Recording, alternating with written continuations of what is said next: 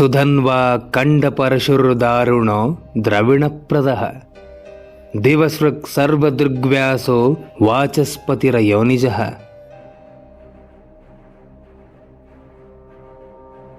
ವಿಶಾಖ ನಕ್ಷತ್ರದ 1ನೇ ಪಾದದವರು ದಿನನಿತ್ಯ 27 ಬಾರಿ ಈ ಶ್ಲೋಕವನ್ನು ಪಠಿಸಬೇಕು.